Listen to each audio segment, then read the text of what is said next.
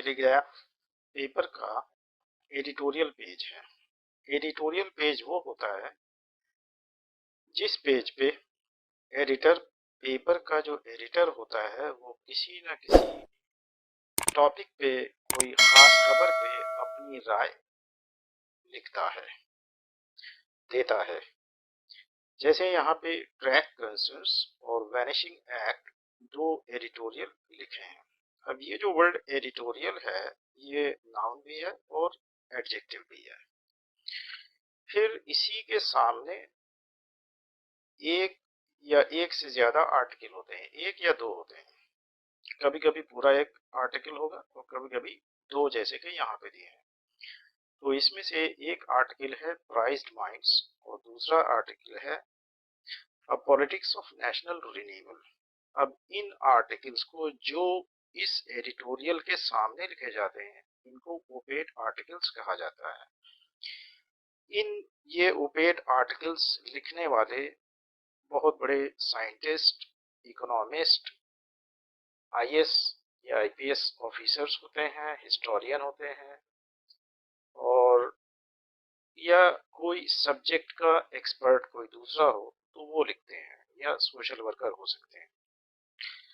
अब इसी को हम इसको या तो ओपेड आर्टिकल बोलते हैं या सिर्फ ओपेड बोलते हैं।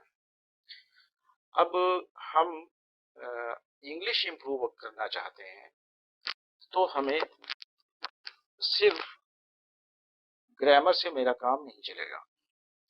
ग्रामर तो हमें सीखना ही है, पूरी के सेंटेंस हमें समझ में आते हो, सेंटेंस की मीनिंग निकालना आती हो, लेकिन वर्ड्स को अगर हमें सही से समझना है तो हमें रीडिंग करना पड़ेगी। अब जैसे कि अगर हम यहीं से देखें कि ये वर्ड है प्राइज्ड माइंड्स, ये आर्टिकल का टाइटल है। तो हमने पढ़ा है अभी तक कि प्राइज माने इनाम होता है, लेकिन यहाँ पे प्राइज्ड हो गया है। तो प्राइज्ड का मतलब होता है कीमती या मूल्यवान। और इसी के नीचे एक ये इडियम है राइटिंग ऑन द वॉल। तो राइटिंग ऑन द वॉल का मतलब होता है कि कोई चीज अगर हमें पहले पता चल रही है कि आगे कुछ गड़बड़ होने वाला है, कोई चीज क्लियर है, तो उसको हम बोलते हैं the writing on the wall, कि ये चीज सामने बिल्कुल साफ है कि ये कुछ गड़बड़ होने वाला है। और अब ये दूसरा, हाँ, ये जो हमें मीडियम्स और या इस तरह के जो वर्ड्स होते हैं ये हमें समझने को जो मिलते हैं ठीक से, वो हमें रीडिंग से ही मिलते हैं। क्योंकि हमारी अपनी समझ होती है, हमने कहीं से कोई वर्ड की मीनिंग तो याद कर ली, लेकिन वो और कितने तरीके से यूज होता है वो हमें अच्छे जो राइटर हैं वो हमें सिखाते हैं। अब इसमें एक दूसरा आर्टिकल है अ पॉलिटिक्स ऑफ नेशनल रिन्यूअल।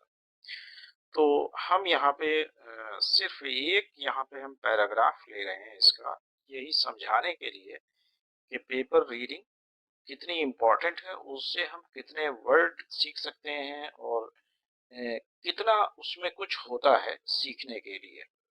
अब ये जो आर्टिकल है जिसका हम ये पैराग्राफ यहाँ पे डिस्कस करेंगे, इसकी हेडिंग है पॉलिटिक्स ऑफ नेशनल रिन्यूअल। तो नेशनल माने राष्ट्रीय हो गया, रिन्यूअल का मतलब नवीकरण, और पॉलिटिक्स का मतलब राजनीति।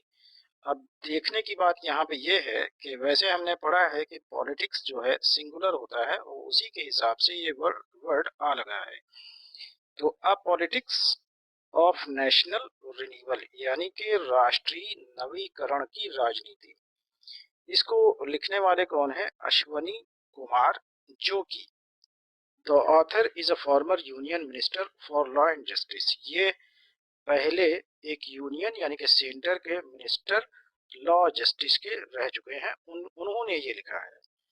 तो अब यहाँ पे ये जो वर्ड पॉलिटिक्स है, ये पॉलिटिक्स सिंगुलर भी यूज होता है और प्लूरल भी यूज होता है। अब हम ये अपना पैराग्राफ पढ़ते हैं। When posterity records its verdict on how a world that boasts of near mastery over nature handled COVID-19, we will certainly be hauled over the coals. History will censure us for a collective failure to preserve human dignity in our fight with the virus. The multiple deprivations inflicted on millions of destitutes, resulting in a tragic loss of self-esteem, will remain an indelible scar on the conscience of the Indian state. अब यहाँ पे हम ये देख रहे हैं, इसमें जो वोकैब आई है, वर्ड आए, ऑस्टेरिटी आया है, रिकॉर्ड आया है, वर्डिक्ट है, तो बोस्ट है, तो हमें इन सारे वर्ड की मीनिंग आनी चाहिए, अच्छे से समझ में आनी चाहिए कि ये वर्ड निकला कहाँ से। तो अब हम यहाँ पे देख रहे हैं, तो ये ऑस्टेरिटी है, रिकॉर्ड है, वर्डिक्ट है, फिर है यहाँ पे boast, boast of mastery, nature, handle भी ये कैसे यूज होता है, फिर है certainly hauled over the coals, censure, फिर ये कलेक्टिव, कलेक्ट से निकला है, और preserve, dignity, multiple deprivations inflicted, destitutes, फिर है ट्रेजिक, सेल्फ स्टीम, लॉस है, फिर है रिमेन, फिर इंडेलिबल स्कार, कॉन्शियंस। अब हम इस पैराग्राफ की मीनिंग निकालते हैं। When posterity records its verdict on how a world that boasts of near mastery over nature handled COVID-19, जब posterity आने वाली पीढ़ियां यानी कि रिकॉर्ड करेंगी, यहाँ पे जब ये इस तरीके का सेंटेंस होता है, रिकॉर्ड यहाँ पे लग रहा है कि रिकॉर्ड करती हैं, ये नहीं होगा। जैसे कि if he comes I will go with him, अगर वो आएगा तो पहला सेंटेंस इफ वाला या व्हेन वाला हम बनाते हैं प्रेजेंट इंडेफिनिट में, और बाद वाला जो होता है वो फ्यूचर में रहेगा, जैसे कि अभी इस सेंटेंस में नजर आएगा। तो व्हेन पोस्टेरिटी, जब आने वाली पीढ़ी याद, रिकॉर्ड करेगी यानी कि दर्ज करेगी, क्या करेगी, अपनी राय, अपनी राय दर्ज करेगी, किस पर, किस बात पर, ऑन हाउ कि कैसे, अ वर्ड, उस दुनिया ने, दैट बोस्ट, जो के डींगे हाँकती है या मारती है, ऑफ नियर मास्टरी, लगभग पूरे प्रभुत्व की, किस पर, ओवर नेचर, कि जो दुनिया ये दावा करती है कि उसको प्रकृति के ऊपर पूरा कंट्रोल हासिल हो गया है, उसने कैसे हैंडल किया कोविड 19 को। जब ये बात रिकॉर्ड की जाएगी तो we will certainly be hauled over the coals, तो हमारी सर्टेनली का मतलब निश्चिंत ही हमारी निंदा होगी, हमें बुरा कहा जाएगा जब ये बात रिकॉर्ड की जाएगी। क्यों, ये आएगा आगे। History will censure us for a collective failure to preserve human dignity in our fight with the virus. History यानी कि इतिहास हमें, हमारी निंदा करेगा, यानी कि इतिहास में हमारी निंदा होगी, किस बात के लिए, फॉर कलेक्टिव फेलियर, कि जो सामूहिक हमारी नाकामी हुई है उसके लिए हमारी निंदा होगी। ये सामूहिक नाकामी किस में, टू प्रिजर्व ह्यूमन डिग्निटी, आदमी की जो मनुष्य की जो आत्मसम्मान है उसको बचाने में जो हमारी कलेक्टिव नाकामी हुई है, सामूहिक, उसके लिए हमारी निंदा होगी। और ये नाकामी हमारी हुई है, इसकी डिग्निटी, जो हम लड़ाई लड़ रहे थे इन our fight with the virus, इस वायरस से जो लड़ाई लड़ रहे थे, उस लड़ाई लड़ते में जो हम मनुष्य की का आत्मसम्मान नहीं बचा पाए, उसके लिए इतिहास हमें हमें निश्चिंत ही निंदा करेगा, यानी कि हमारी हिस्ट्री में हमारी निंदा होगी। फिर द मल्टीपल डेप्रिवेशंस, तो मल्टीपल का मतलब बहुत तरह के या तरह तरह के डेप्रिवेशन, जैसे कि अच्छा, ये डेप्रिवेशंस का मतलब वंचन, इन्फ्लिक्टेड, जो उनके ऊपर थोपे गए, किनके ऊपर, मिलियंस ऑफ डेस्टिट्यूट्स, लाखों और करोड़ों जो लाचार बेसहारा लोग थे उनके ऊपर जो तरह तरह के वंचन थोपे गए, जैसे गाड़ियां रोक दी गई, उनको खाने को नहीं मिल रहा था, कमाने को नहीं मिल रहा था, पानी नहीं मिल रहा था, इलाज नहीं मिल रहा था, तो ये सारे डेप्रिवेशन से, वंचन, इन सब चीजों से वंचित रखा गया करोड़ों लोगों को। तो जब ये रखा गया, इसका नतीजा क्या हुआ? Resulting in a tragic loss of self esteem. तो इससे, इसके फलस्वरूप आत्मसम्मान में कारुणिक, आत्मसम्मान को कारुणिक यानी कि जिसपे बहुत अफसोस हो, ऐसी क्षति पहुंची। तो ये जो मल्टीपल, अब यहाँ पे इसका सब्जेक्ट यहाँ पे आ रहा है, will remain the multiple deprivation, जो तरह तरह के वंचन उन पर थोपे गए, विल रिमेन, वो बने रहेंगे या रहेंगे, याद किए जाते रहेंगे। क्या, कैसे? एन इनडेलिबल, यह एक अमिट दाग की तरह बाकी रहेंगे, एक अमिट घाव की तरह बाकी रहेंगे। किस पर ये किस पर ये घाव होगा? On the conscious of the Indian state, जो हमारा इंडियन स्टेट यानी कि भारतीय देश है, इसकी आत्मा पर, अंतर आत्मा पर एक घाव की तरह इसको हमेशा देखा जाएगा। अब इस पैराग्राफ में हम देख रहे हैं जो वर्ड्स आए हैं, पोस्टेरिटी। पोस्टेरिटी का मतलब होता है भावी पीढ़ी, यानी कि पीछे आने वाली पीढ़ी, all future generations of people. ये वर्ड निकला है पोस्टीरियर से। पोस्टीरियर एक एडजेक्टिव यानी कि पीछे का। तो ये वक्त में कोई चीज पीछे आ रही है, समय में, या कोई चीज किसी चीज के पीछे आ रही है, ये तो वो भी पोस्टीरियर बोला जाएगा। प्रोजेनी इसका सिनोनिम है। फिर है रिकॉर्ड। रिकॉर्ड का मतलब अभिलेख होता है, जो ऑफिस में कागजात वगैरह होते हैं, अभिलेख। और ये नाउन हो गया, और इसी को हम दर्ज करना, यानी कि ये नाउन भी है और वर्ब भी है। दर्ज करना, to enter, to make an entry in a book, इसको रिकॉर्ड ये है। फिर रिकॉर्ड एक, हालांकि एडजेक्टिव के तरीके से भी यूज होता है, कि हम कहते हैं रिकॉर्ड रेनफॉल हुई है। फिर है वर्डिक्ट। वर्डिक्ट जो है निर्णय होता है, जो कोर्ट, अदालत फैसला सुनाती है, उसको हम वर्डिक्ट कहते हैं। लेकिन किसी आदमी की कोई ओपिनियन है किसी चीज पर, समवंस ओपिनियन और जजमेंट अबाउट समथिंग, उसको भी हम वर्डिक्ट कहते हैं। फिर है बोस्ट ऑफ, माने डींग मारना। इसी के सिनोनिम्स हैं ब्रैग, प्रेज वनसेल्फ, और बोस्ट के साथ ऑफ यूज होता है, ये याद रहे। फिर है हैंडल। हैंडल जो है ये नाउन भी होता है, वर्ब भी होता है। तो हैंडल जैसे साइकिल का हैंडल होता है, मोटरसाइकिल का हैंडल है, या और बहुत सी मशीनों में हैंडल होता है। और इस या हैंडल माने वर्ब के तरीके से होगा संभालना, या टू कंट्रोल, कंट्रोल करना। फिर है मास्टरी। मास्टरी का मतलब होता है काबू या प्रभुत्व, domination, control over someone और समथिंग, किसी व्यक्ति पर या किसी चीज पर पूरा कंट्रोल होना, उसको मास्टरी कहते हैं। तो मास्टरी किसी सब्जेक्ट के ऊपर भी हो सकती है, कि पूरा हमारे कमांड है उसके ऊपर। फिर है ये जो haul somebody over the coals था, तो हॉल माने खींचना होता है, और यहाँ पे ड्रैग माने भी खींचना। तो चाहे हॉल ओवर द कोल्स या drag somebody over the coals, दोनों बोल सकते हैं। इसका मतलब होता है किसी को जलते हुए जलते हुए कोलों पर खींचना। तो इसका मतलब सजा देना, ये इडियमेटिकली यूज हुआ है।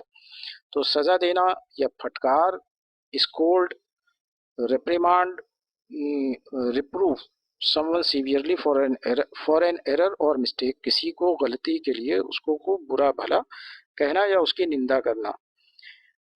तो ये है वर्ब। फिर है सेंश्योर। सेंश्योर माने भी निंदा करना होता है। तो इसी के सिनोनिम्स हैं पिलोरी, रिप्रूव, डिप्लोर, डिक्राई, कंडम। फिर है प्रिजर्व। प्रिजर्व माने होता है जीवित रखना, किसी चीज को जिंदा रखना या बनाए रखना। इसी के सिनोनिम्स हैं सस्टेन, सरवाइव, प्रोटेक्ट, मेंटेन।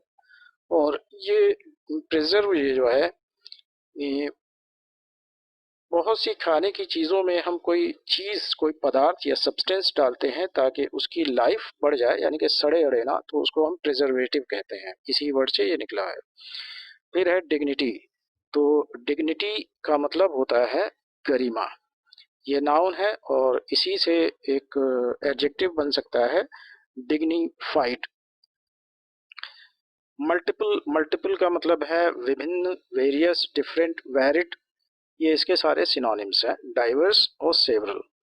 फिर है इन्फ्लिक्ट, इन्फ्लिक्ट का मतलब होता है थोपना और उसी को हम इंग्लिश का सिनोनिम है इम्पोज।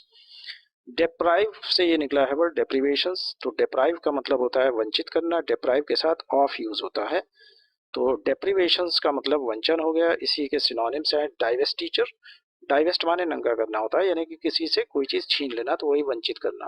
डाइवेस्टमेंट भी बोल सकते हैं या वस्त्र का अपहरण बोलते हैं। फिर है डेस्टिट्यूट, डेस्टिट्यूट का मतलब बेसहारा, एक्सट्रीमली पुअर और lacking the means to provide to for oneself, मतलब इतने गरीब लोग, इतना जो गरीब होता है जो अपने लिए खुद खाने का इंतजाम ना कर पाए, उसको हम डेस्टिट्यूट, लाचार, बेसहारा कहते हैं। ट्रेजिक का मतलब कारुणिक, पिटिएबल का मतलब ये जिस पे तरस आए, तो ये पिटिएबल कहाँ से निकला है? पिटी से, पिटी का मतलब दया। फिर लॉस, लॉस का मतलब क्षति, लॉस माने नुकसान होता है, लेकिन यहाँ पे पैराग्राफ में हमारे क्षति है उसकी मीनिंग। सेल्फ स्टीम है आत्मसम्मान। इंडेलिबल, इंडेलिबल का है अमिट, यानी कि जिसको मिटाया ना जा सके, इसी का सिनोनिम है इन इफेसेबल। इफेस का मतलब मिटाना और इन इफेसेबल जिसको मिटाया ना जा सके। स्कार, स्कार का मतलब होता है घाव का निशान, जो चोट लग जाती है जब ठीक हो जाता है एक निशान रह जाता है, उसको हम स्कार कहते हैं।